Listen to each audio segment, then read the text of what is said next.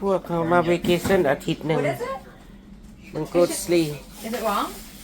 It's the มา same อยู่ thing อา I ทิต got ย์หนึ่ง last เบิ่ง time. ซื้ออาหารพี่น้อง It's like Yeah, for that's tacos. yeah, Out of that's town อีกแล้ว the เด้อ exact same thing I got last time. เอาเดอะทาวอีกแล้วมาเวกชั่น Yeah, last time. นะบักแตงบักหมูบักกล้วย Burgers. โกดสลี Oh, the meat. I'm gonna put your protein shake in the back. Okay. Yeah, that's fine. เบิ่งอาหารอาหาร Stop for the person to warm it up. เบิ่งข้าวจอกข้าวจีอันนี้บ้านเดี๋ยวกินกับฮอทดอกตัวใส่บ้านแฮมเบอร์เกอร์บ่นี่แฮมเบอร์เกอร์บ้านข้าวจีอันนี้เป็นชอตเทียนบ่ลูก Are you filming that? Yeah. Okay, minute. We just come here for 1 week and we have go sleep a lot, huh? เบิ่ง So ลูก much. เคยงามข่อยเบิ่งลูกสาวข่อยใส่เบดดิ้งสูท ลูกเคย Yeah, you ข่อย got all kinds of different ไอ้ข่าวข่อยดีเลยไอ้ข่าวข่อยอืม Do not want to เนี่ย leave. นี่ Oh, really? บ่ทั้งใส่กรอกใส่ไก่ก็ได้บ่ลูก Everything. Mhm. Yep, got that just for Miss Willow. Have to, please. อืม Yep, คนอเมริกา thank you so much for asking nicely. Yeah, Yes. we can เวลา put them in there. เวลาลูกเมียเขาเฮ็ดหยังเขาก็ซอยปั๊บได้พี่น้อง เขาบ่ได้นั่งจุ้ยเซ้ยอยู่ไหนลูกเมียเขาเฮ็ดหยังเขาซอยถ้าเมียเฮ็ดกินพวกก็ล้างถ้วยพวก Good ก็ idea. คลีนอัพ 'Cause those will be good for. ท่านออเดอร์อาหารมาฮอดเขาก็ซอยเมียเขาเอาสตรอเบอรี่เพราะฉะนั้นได้ใส่ตู้เย็นไว้ยังมีติ่มอยู่อีก อันนี้ก็แบกเชียบอันนี้ก็แบกเชียบเนาะ See, Mama got two that of this gizzard. I got เบิ่งเนื้อก็ดีนะอันหมูสามสั้นซอสเสร็จเบคอนไก่ไก่ไก่เคย Poopy, แฮมเบอร์เกอร์ poopy. แต่ละครอบครัวยามเด็กน้อยพักโรงเรียนเนาะสปริงเบรก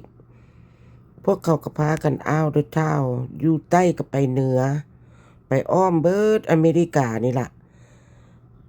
หลังคนก็ออกต่างประเทศเนาะแต่ว่าพวกเขาก็ออกเที่ยวอ้อมแอมในอเมริกานี่ล่ะเนาะเขาอยู่ใต้เขาก็ไปเหนือหลังคนก็ไปพักบ้านแคมป์ทะเลเบิร์ดครอบครัวหลังคนกับครอบครัวอ้ายครอบครัวน้องเป็นกับแปะกันนั่นล่ะข้ามหนทางไปมื้ออื่นก็เป็นครอบครัวลูกชายมาเนาะค่อยมาฮอดก่อนกับลูกสาวค่อย ครอบครัวลูกสาวค่อยฮานาพี่น้องมันเป็นยามฮ้อนแนวนี้จังว่าหลังจากเขาสปริงเบรกลูกเต้าเขาบ่ได้ไปโรงเรียนเขาก็ออก พามาเล่นเลขขี่เรือขี่โบ๊ทไปซะนะพี่น้องป้องไปแล้วก็แบบพักพรย้อนอารมณ์มีตั้งแต่กินกับลิ้นแล้วภายในอาทิตย์สารเบกจนไลฟ์โฟอยู่พี่แหละเนาะกินแล้วก็ขี่หอกขี่เหือไปหาตึกบอกตึกเบสบอกลังเธอก็ขี่เลาะลิ้นกลางคืนมามันจังกินดีป่านะกินก็บ่ได้เอาดอกตึกซื่อๆตึกแล้วก็ปล่อยมันเพราะว่าข่อยบ่อยากครัวว่าซะจ้ะมันบ่มีไผครัวข่อยบ่อยากครัวเขาก็เลยปล่อยเนาะธรรมดาแท้กันอันนั้นก็อยากครัวไว้กินอยู่แต่ว่ามันบ่มีไผอยากเอานะเอาไปไก่ไว้ซั่นซะเพื่อสิใส่คูหลอกคูเลอร์มา5-6 ชั่วโมง7 ชั่วโมงแม่นบ่ล่ะขี่หอกขี่เหือกับม่วนดีกับลูกกับหลานมื้ออื่นก็มากับแม่นลูกชายข่อยกับลูกเต้าเพิ่นมากับเมียเพิ่นทางเอื้อยไปกับขี่โบ๊ทอันนี้ไปกับไปเฮือนน้องละข้ามเลขไปเบื้องส้นเบื้องนั่นพุ่นหานาพี่น้อง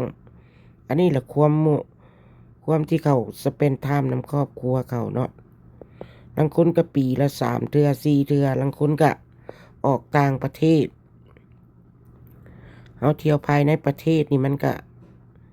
บ่ได้จ่ายเงินหลายว่าซั่นซะออกต่างประเทศนั่นก็ห่วยบ่ให้เว้าแล้วส่วนหลายพวกออกต่างประเทศพวกบ่มีลูกน้อยเนาะพวกมีลูกน้อยนี่ก็บ่ลิ้นอ้อมแอวแถวอเมริกา skip next to the ice pile. You guys get next. Well, go. I can't see you. Ready? So well, it's fine. One. Oh, thank you. เพิ่นตึกป่าได้ตัวบักใหญ่พี่น้องเพิ่นก็เอาไปปล่อยได้หั่นพี่น้องแล้วพวกเขาก็ขี่เหือออกไปชมซันเซ็ตเนาะตะเวนตกดินก็งามงามอากาศก็ร้อนร้อนเกือบฮอด180-90เป็น100ว่าซั่นซะข่อยก็ร้อนแฮงหลายลมพัดปีบีก็หัวยุ่งหัวยอง พี่น้องป้องไปจังซั่นล่ะจังว่าบ่มีเวลานะ